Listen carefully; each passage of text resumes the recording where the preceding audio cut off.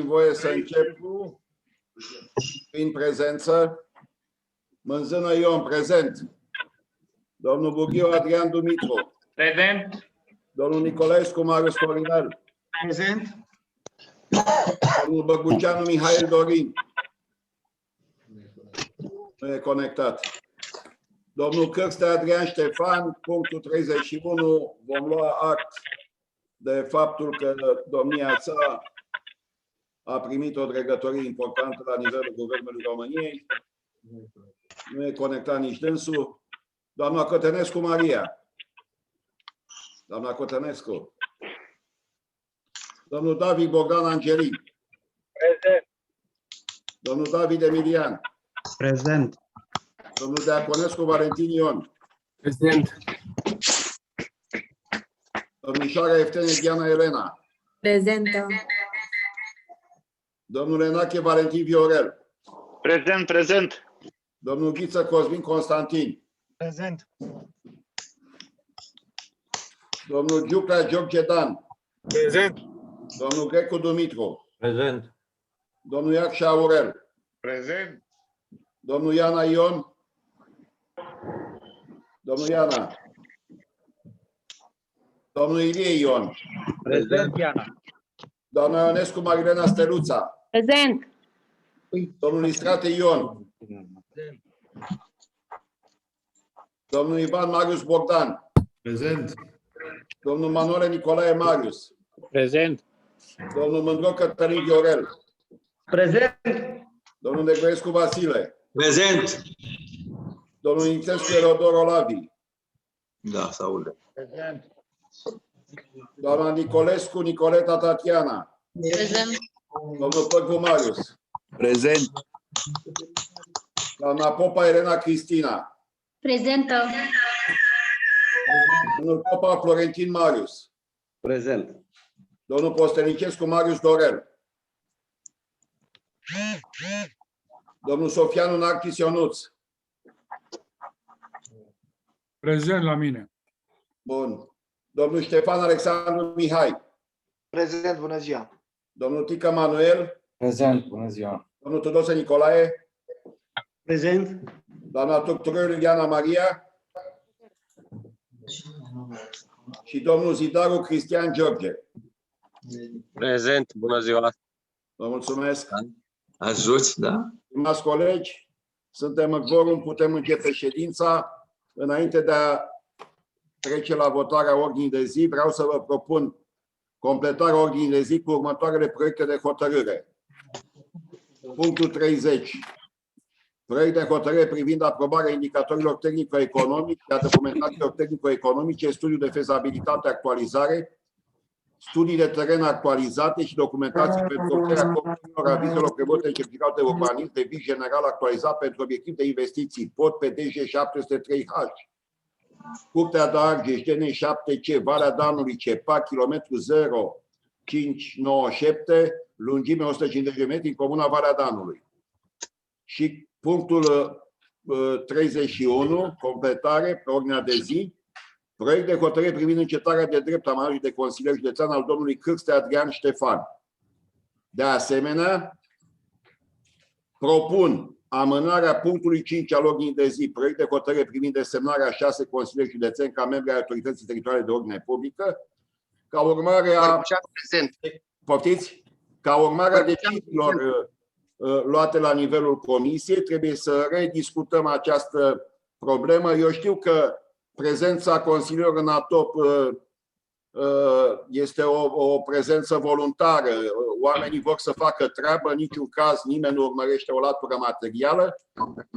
De asemenea, voi propune la următoarea ședință ca salarizarea celor membrilor ATOP să reprezinte 0,01 din salariul președintelui, pentru că avem foarte mulți consilieri care fac parte din comisii, din consilii de conducere, fără să fie remunerați. Lucrul acesta mă face să cred că la un moment dat putem da dovadă de mai multă solidaritate și voi propune chiar grupului PSD, condus de domnul Nicolescu, ca toate locurile PSD-ului să fie repartizate celorlalte grupuri care doresc să aibă membri la nivelul ATOP-ului.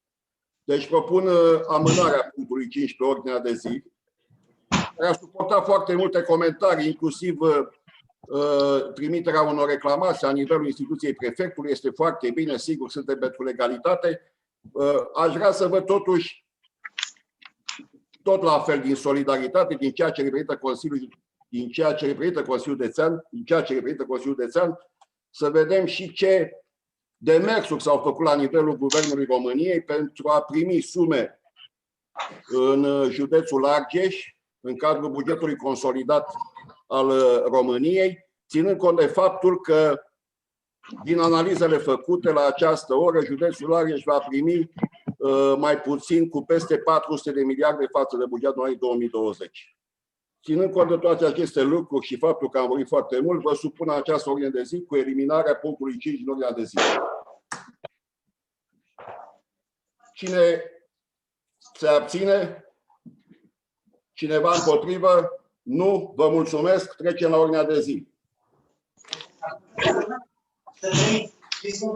Am intrat și eu în ședință, domnule Vă președinte. mulțumesc, Sofianu. domnul Nachi Sofianu. Chiar mă gândeam că prezența dumneavoastră este, dacă vreți așa, ca o boare pentru noi.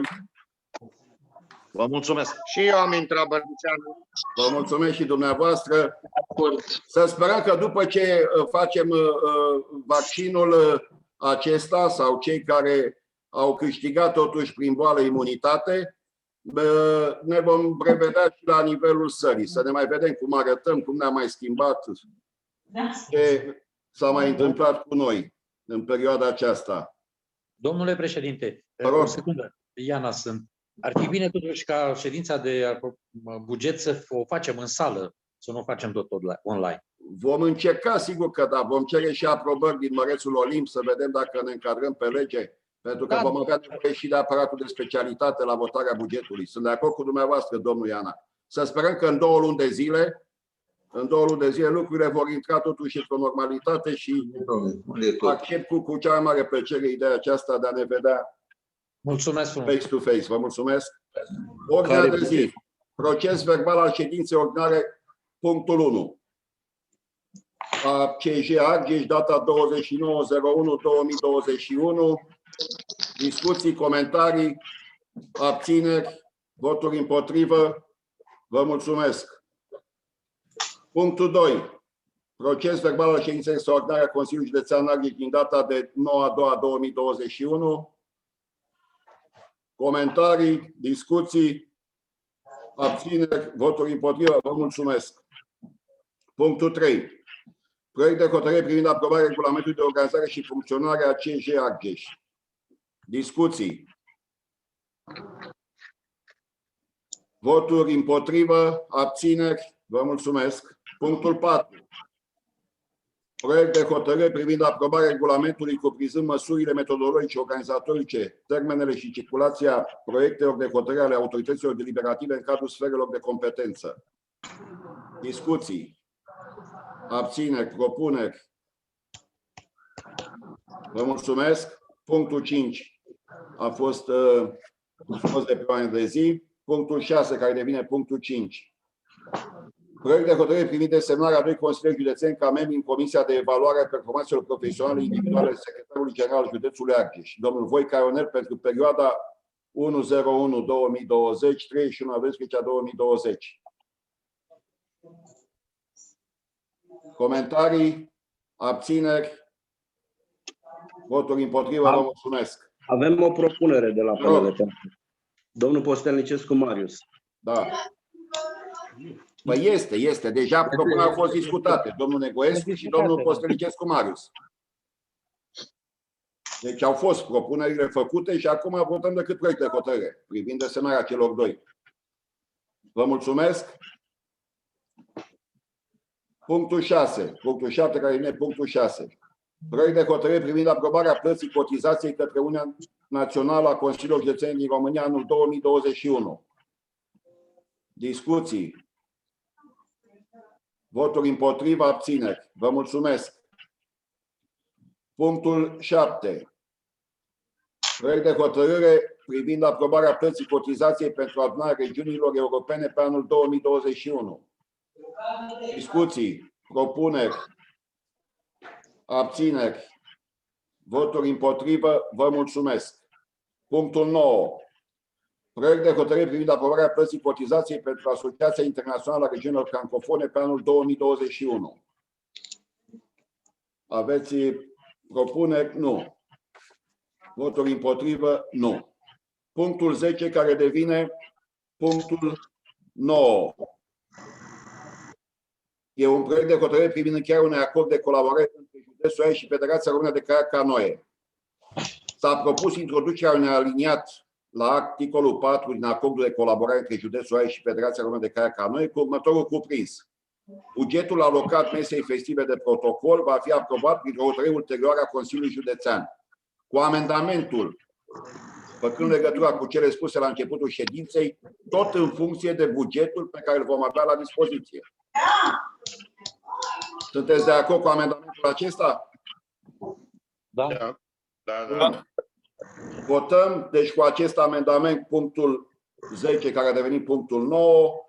Voturi împotrivă, abțineri, vă mulțumesc. Punctul 10. Punctul 11, care a devenit punctul 10. Proiect de hotărâre privind aprobarea regulamentului cadru de organizare și desfășurare valorii managementului la instituții de cultură din subordinea Consiliului Județean Argeș. Discuții, propuneri, abțineri, voturi împotrivă, vă mulțumesc. Punctul 11. Proiect de hotărâre privind desemnarea reprezentanților Consiliului Județean Argeș în Comisia de Orientare Școlară și Profesională și în Comisia de Contestații din cadrul Centrului Județean de Resurse și Asistență Educațională Argeș.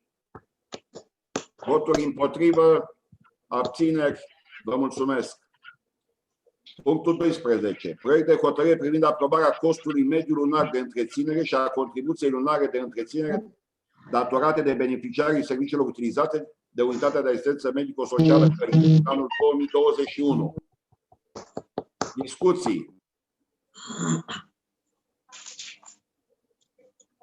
Voturi împotrivă, abțineri, vă mulțumesc.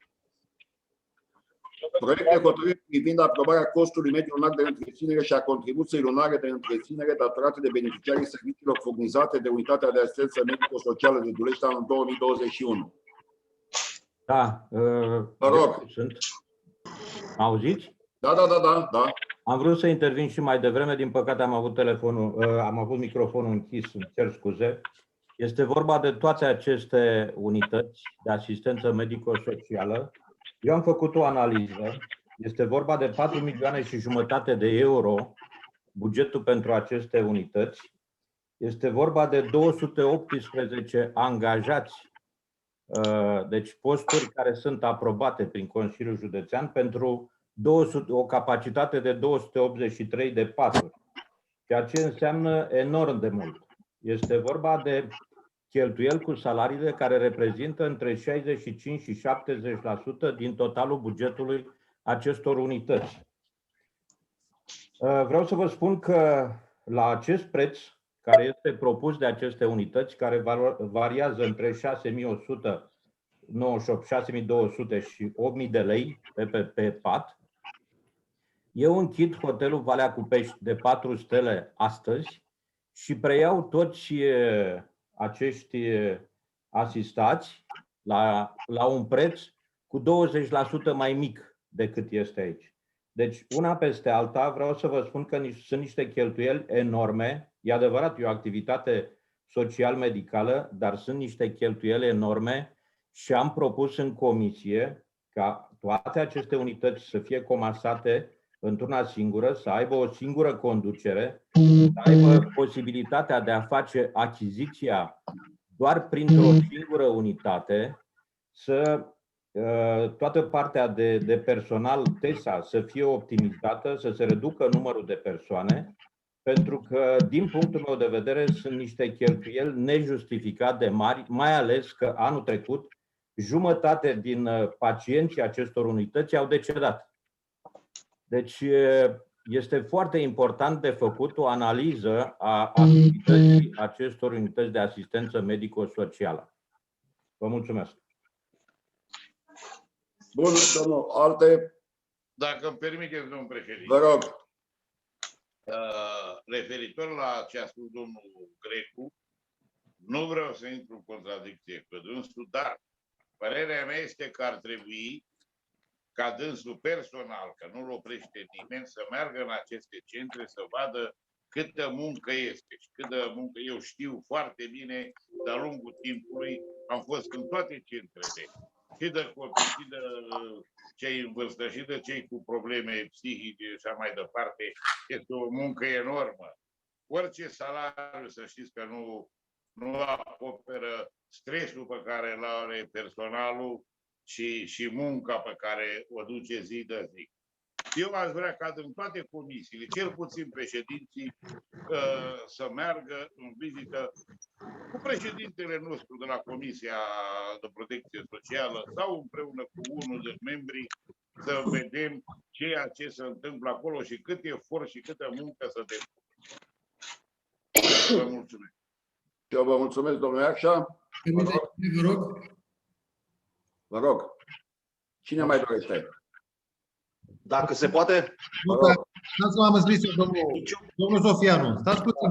Domnul Ivan. Da, domnul Ivan, după aceea vreau să vă rog. Nu vă certați că avem timp pentru toată lumea. Nu, dar, mă rog, să păstrăm. Mă aud? Se aude bine? Da, perfect.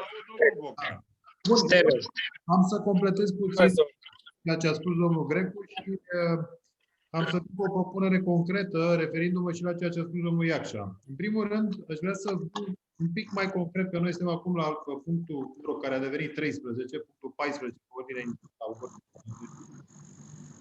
și mă refer la unitatea de asistență medico-socială Călinești.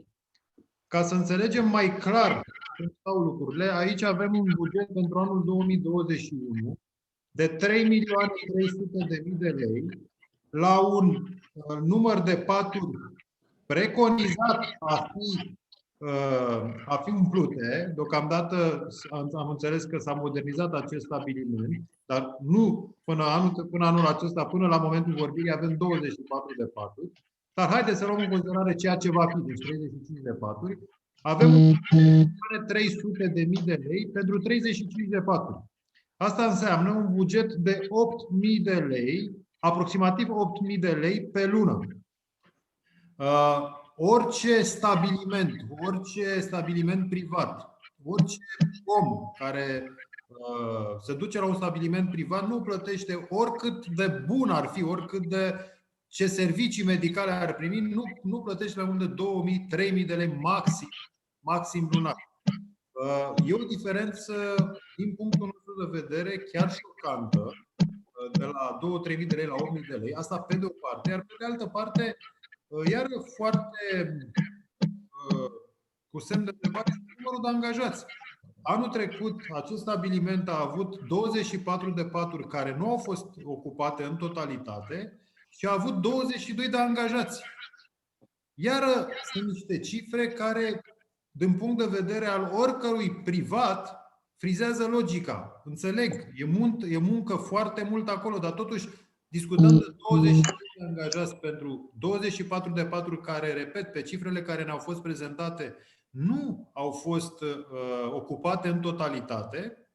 Iar pentru anul acesta se preconizează a fi 35 de paturi și avem un buget de 3.300.000 de lei. Cifrele sunt foarte mari. De aceea, completându-l pe domnul Iacșa, v-aș propune o comisie din partea Consiliului Județean, formată din consilieri județeni, care să analizeze managementul acestor stabilimente și să vină cu o soluție concretă. Vă mulțumesc. Am și eu ceva de completat. Vă rog. Nu vreau să-l contrazic pe domnul Ivan, doar vreau să fac o lămurire și aș vrea să meargă într-un stabiliment privat și să se uite la numărul de personal cu care a luat aprobarea pentru a funcționa și câți funcționează în momentul de față.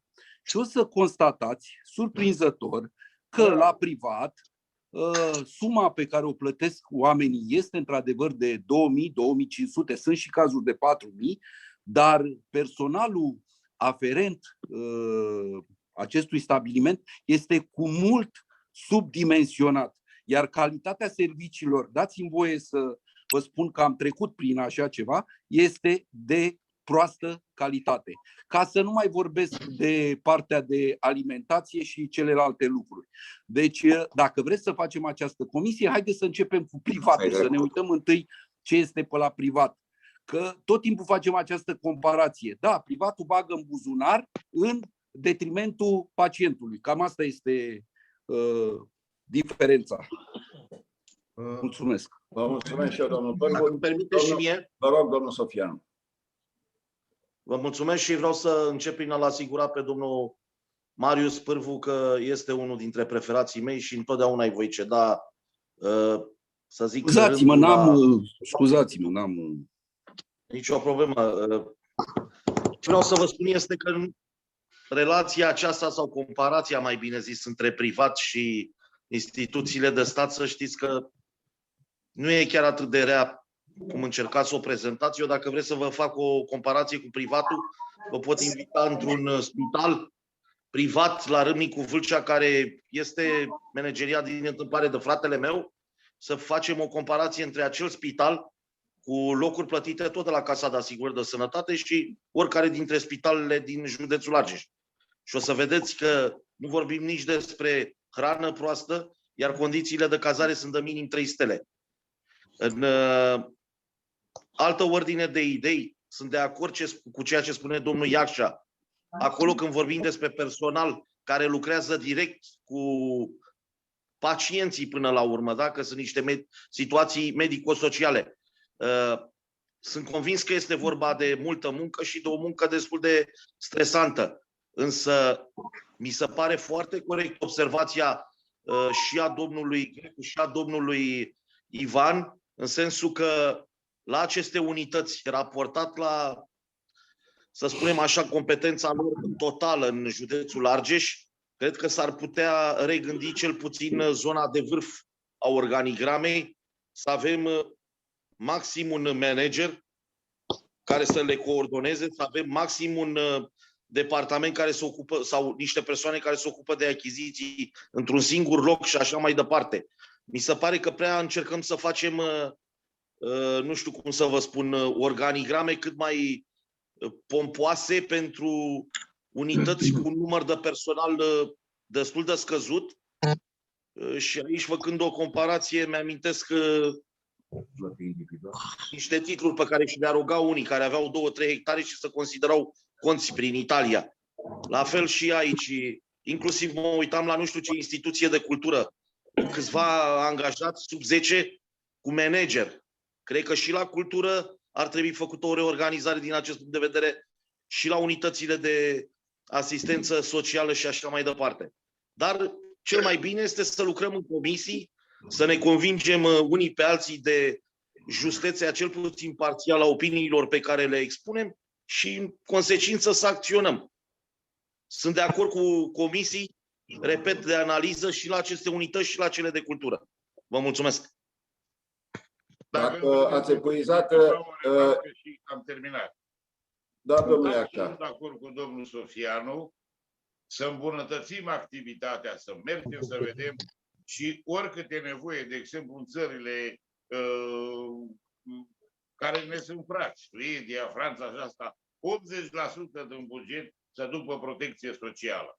Asta, grija față de om, trebuie să o avem în permanență și de acord cu domnul Sofianu să o îmbunătățim cât putem mai mult. Mulțumesc. Bun, vă mulțumesc și eu. Eu sunt de acord să facem câte comisii vrem. Dar rugămintea pe care vă adresez, stimați colegi, și v-am mai adresat-o, când facem o comisie și vrem să îmbunătățim anumite lucruri, să o facem în interiorul legii. Pentru că noi suntem un prăpădit de Consiliul Județean, nu suntem Parlamentul României să modificăm legi. Când vorbim de salarizare excesivă, trebuie să ne referim la lege, că legea le oferă acele drepturi, nu noi. Când vrem să comasăm lucrurile, toate OAMS-urile, trebuie să ne referim la lege și la obținerea unei licențe. Și eu știu că domnul Grecu are un simț al umorului deosebit. Dacă dânsul vrea să facă din Valea Cupești un asemenea așezământ, îl rog frumos pentru început să obțină licența. Licența se obține de la Ministerul Muncii și Protecției Sociale și de la Ministerul Sănătății. Vedeți, aici nu vă putem ajuta. Cu acestea fiind spuse, dați-mi voie să vă spun încă o dată, putem discuta orice, oricât, numai și numai în interiorul legilor. Prin urmare, discuțiile fiind terminate, abține, vă rog frumos. Grupul PNL se abține de la acest punct. Bun, vă mulțumesc. Și noi la fel. Vă mulțumesc. Da? Pro-România se abține. Vă mulțumesc. Prin urmare, proiectul de hotărâre a trecut. Următorul. La următoarele, cred că nu mai facem aceleași discuții, pentru că urmează punctul... Domnul președinte, îmi dați voi un minut, vă rog? Vă rog. Totuși revin o comisie a consilierilor județeni care să analizeze activitatea managementului de acolo, mi se pare că în interiorul legii, să analizeze activitatea care, bineînțeles că se află în interiorul legii, dar să vedem dacă poate fi îmbunătățită, dacă poate fi eficientizată. Nu legea, activitatea. Că legea nu îmbunătățim noi. Nu. Dar ne-a zis nimeni, domnul președinte, legea. A spus activitatea managerilor, da? Activitatea de management. Adică e o chestiune care nu este împotriva ceea ce a spus dumneavoastră sau ceea ce a spus domnul Grecu. Din contră, completează. Nu știu de ce n-am fi de acord cu o comisie formată de consilieri județeni care să analizeze această activitate. Am și spus că sunt de acord, dumneavoastră aveți drept de inițiativă, veniți cu numărul de semnături și introducem un proiect de hotărâre, tot conform legii, pe zona aceasta. Deci chiar bateți la ușă deschisă. Mai multe comisii, dar care să justifice la un moment dat și activitatea. Punctul 15, care se transformă punctul 14, care se transformă punctul 13, proiect de hotărâre privind aprobarea costului mediu lunar de întreținere și a contribuției lunare de întreținere datorate de beneficiarii serviciilor furnizate de Unitatea de Asistență Medico-Socială de Dulești în anul 2021. Discuții. La fel. La fel. Dumneavoastră vă abțineți. Din nou vă abțineți. Sigur că da. Și USR Plus. Poftim? Și grupul USR Plus se abține. Bun, vă mulțumesc mult de tot. Proiectul de hotărâre a trecut. Proiect de hotărâre privind aprobarea costului mediu lunar de întreținere și a contribuției lunare de întreținere datorate de beneficiarii serviciilor furnizate de Unitatea de Asistență Medico-Socială Domnești în anul 2021. Aceeași vă abțineți, da? Aceeași. Da. Proiectul de hotărâre a trecut, vă mulțumesc. Punctul 16. Proiect de hotărâre privind aprobarea costului mediu lunar de întreținere și a contribuției lunare de întreținere datorate de beneficiarii serviciilor furnizate de Unitatea de Asistență Medico-Socială Rucăr în anul 2021. Aceeași vă abțineți? Da. Proiectul a trecut. Vă mulțumesc. Concluzia mea este că singurul care a întrunit într-adevăr unanimitatea a fost cel de la Călinești, că a fost la un moment dat a avut cineva microfonul închis. Punctul 17. Proiect de hotărâre privind aprobarea costului mediu lunar de întreținere și a contribuției lunare de întreținere datorate de beneficiarii serviciilor furnizate de Unitatea de Asistență Medico-Socială Șuici în anul 2021. Aici, aici ați propus și un amendament. Acum discutăm dacă va abține și la amendamentul propus. S-a propus completarea articolului din proiectul de hotărâre cu sintagma de până la 1100 lei pat lună în loc de în sumă fixă de 1100 lei pat pe lună. De până la. E o diferență de până la cu... Aici domnul director de la Șuici a venit cu completarea. Pentru că se calculează suma în funcție de fiecare caz în parte. Ok. Și ați fost de acord cu amendamentul. Sunteți de acord cu proiectul de hotărâre cu amendamentul respectiv? Ne abținem la fel ca și celelalte. Ne abținem. Bun, v-ați abținut. Proiectul de hotărâre a trecut. Vă mulțumesc. Punctul 18, care devine punctul 17. Da.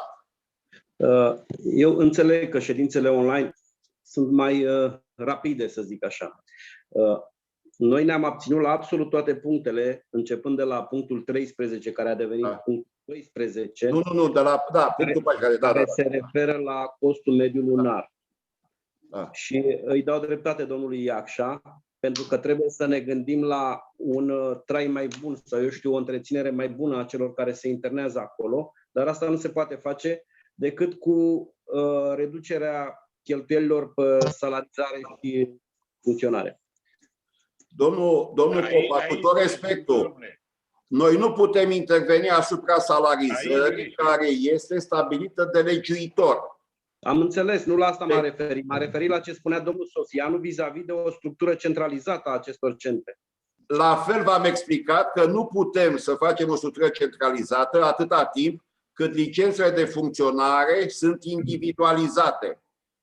Dacă modificăm proiectul de lege care stabilește înființarea OAMS-urilor la nivel național, putem să gândim și o structură de conducere la nivelul județelor, că nu numai noi suntem în situația aceasta, dar acest lucru suportă legea. Legea este cea care stabilește individualizat obținerea licenței pentru OAMS de Dulești, pentru OAMS Șuici, pentru OAMS Rucăr.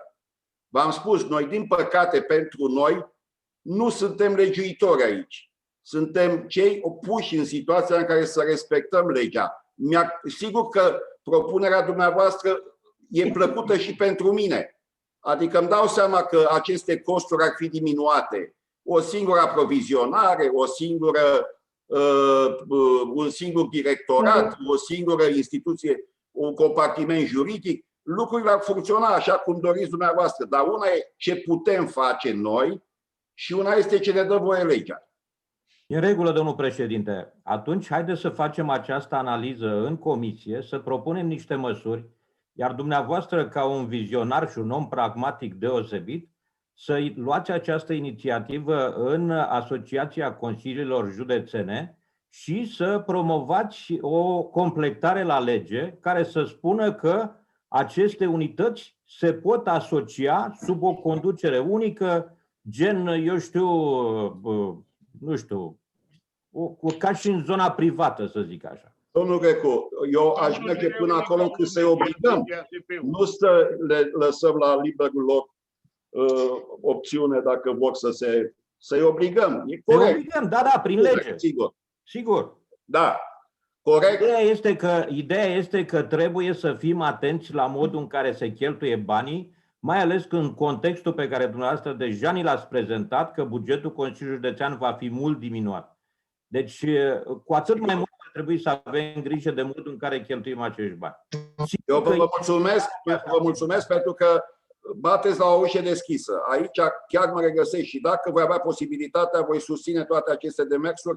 V-am spus, decizia, chiar mergând până acolo, rugându-i pe parlamentarii, cei care, reprezintă județul Argeș, să vină cu această inițiativă de modificare. Căutăm și articolele respective în legile care ne vor preocupa. Vă mulțumesc mult de tot.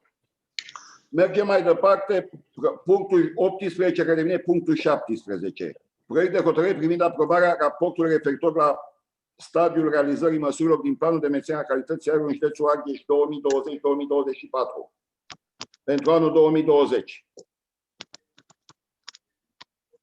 Discuții, propuneri. Vă mulțumesc. Mergem mai departe. Punctul 9. Dacă îmi permiteți, domnule președinte, vă rog. În această ordine de idei privind calitatea aerului și numai aerului și a peisajelor din județul Argeș, lansez în această ședință o invitație către toți colegii consilieri județeni ca începând din luna martie să participe alături de colegul Narcis Sofianu la o campanie de plantare de arbori pe marginea drumurilor județene și naționale din Argeș. Mai știu unul care a avut o propunere istorică ca pe marginea drumului să fie plantați nuci. Și au râs toți de el, dar mi se părea bună la momentul ăla. Eu merg cu dumneavoastră, depinde de zonă. Da. Depinde de zonă. Da. În sudul județului, nu rezistă dacă nu studați. Protecția împotriva zăpezilor și a nămecilor. Și nu numai.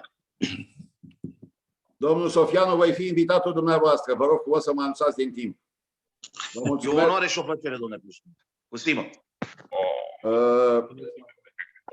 Voturi împotrivă? Abțineri? Vă mulțumesc. Punctul 19, care devine punctul 18. Proiect de hotărâre privind emiterea avizului în favoarea UAT Morăreș pentru aprobarea normelor tehnice privind condițiile de proiectare și amplasarea construcțiilor, instalațiilor și mijloacelor de publicitate în zona drumurilor de interes local.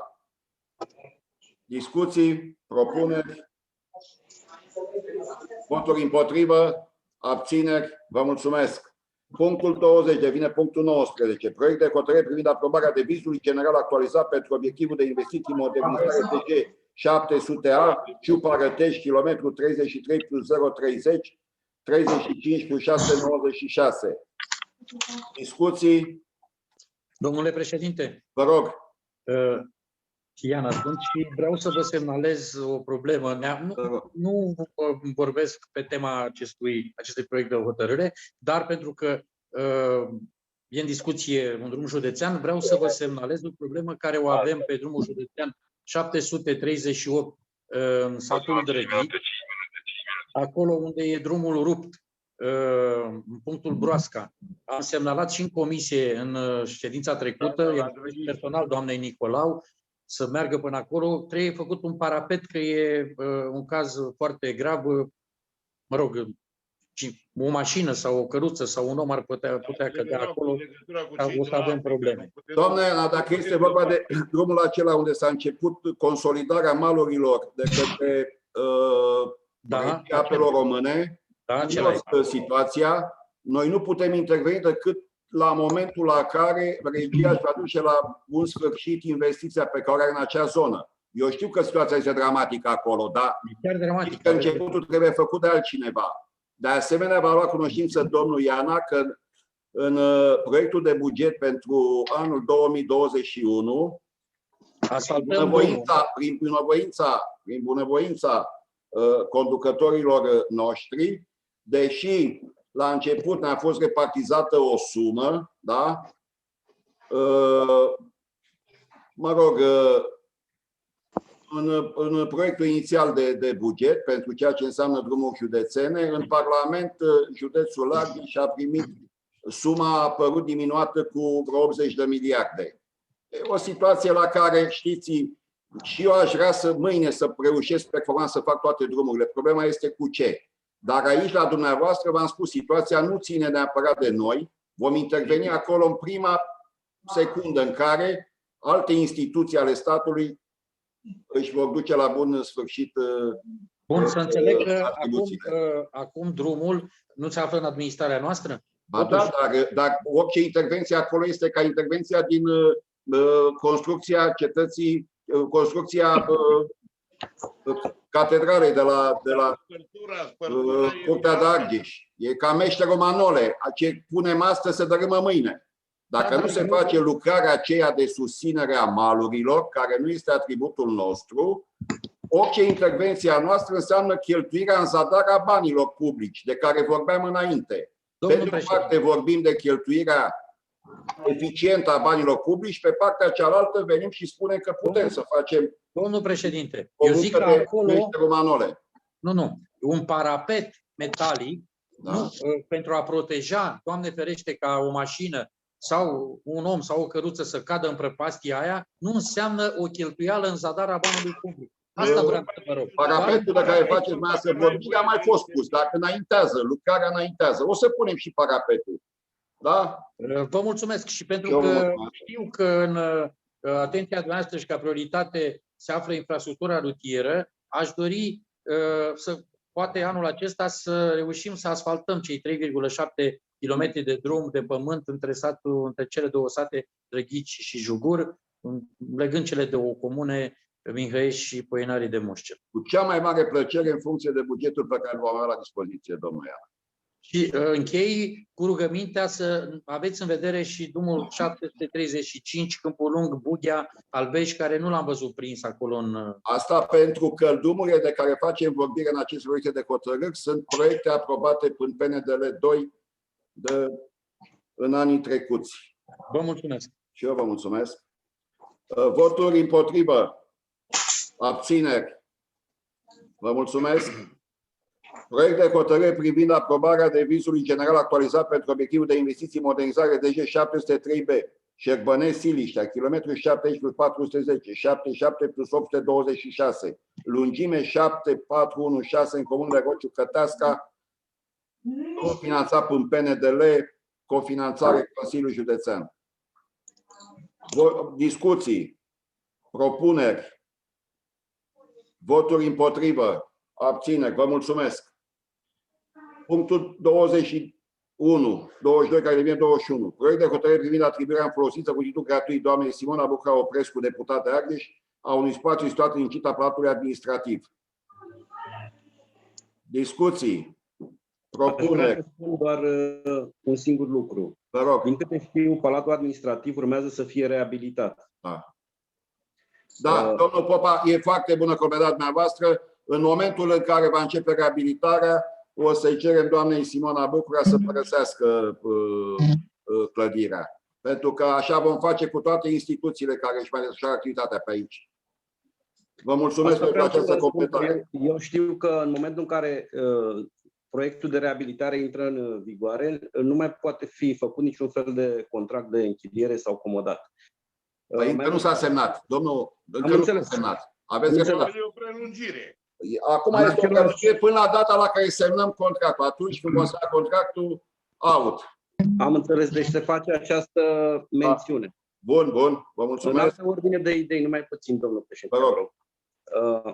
Am întrebat în comisie și dacă vor mai fi cereri de la ceilalți parlamentari și am înțeles că în cazul în care vor mai exista și alte solicitări, nu mai există spații disponibile pentru a fi puse la dispoziție. Dânsa e în continuare. Dânsa e în continuare, dar după ce vom face reabilitarea clădirii și ne vom poziționa și vom discuta și vom vedea ce spații vom mai avea la dispoziție, putem discuta, sigur că da, ne dorim cât mai mulți parlamentari să-și aibă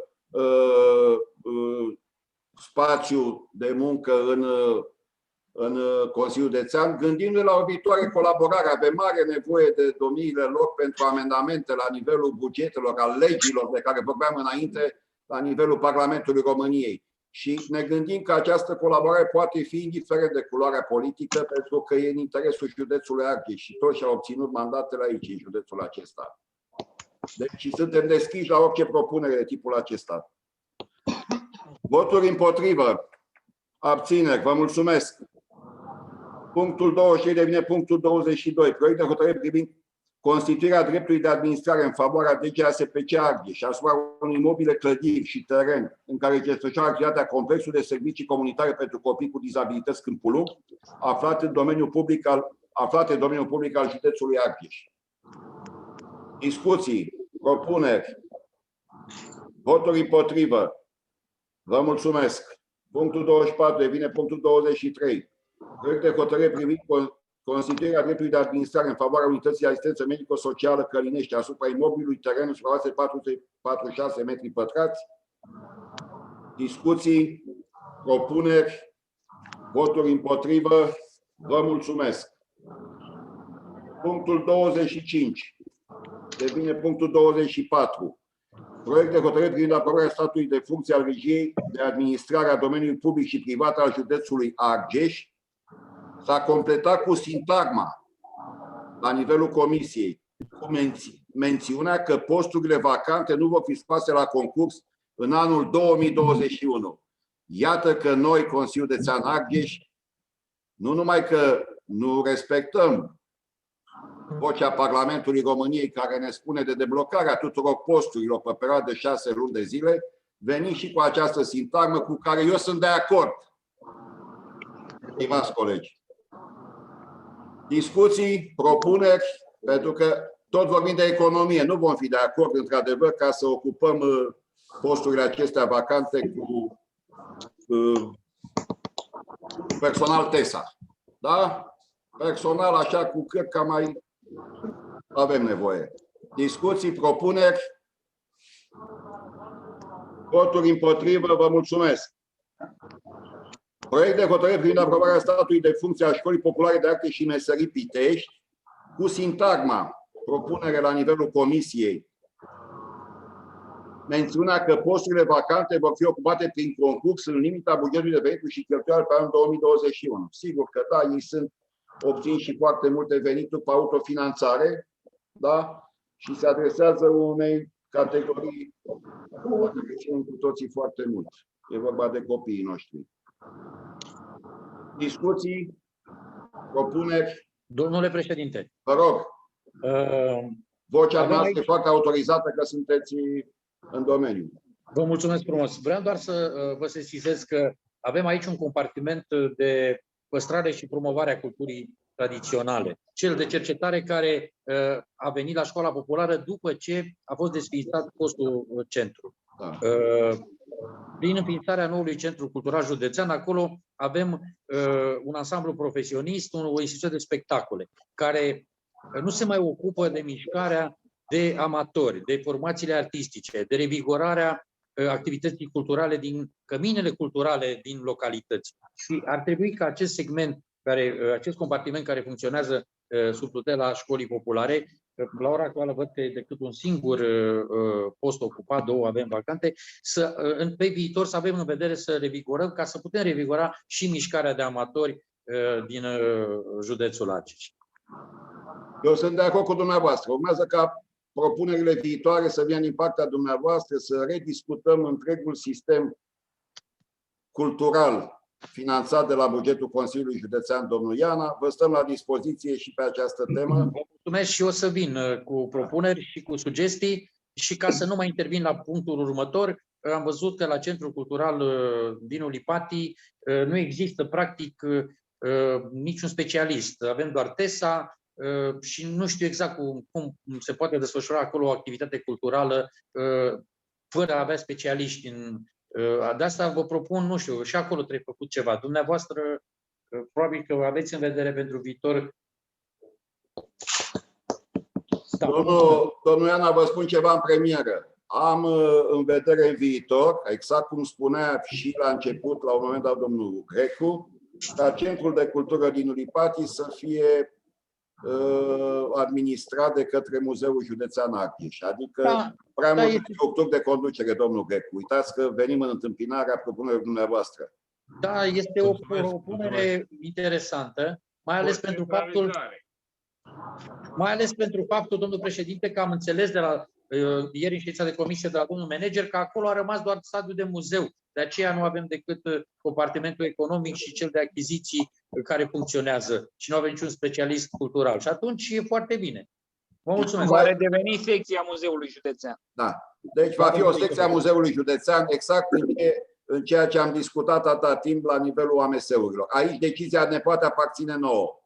Și decizia este la noi, o luăm ca atare. Dar mai trebuie discutat puțin și pe alte instituții de cultură. O să vin la Cu dumneavoastră. asta sunt de acord, domnul Iana. Mulțumesc. Toate la timpul lor. Da. Bun. Deci punctul 26 devine 25. Voturi împotrivă, abțineri. Vă mulțumesc.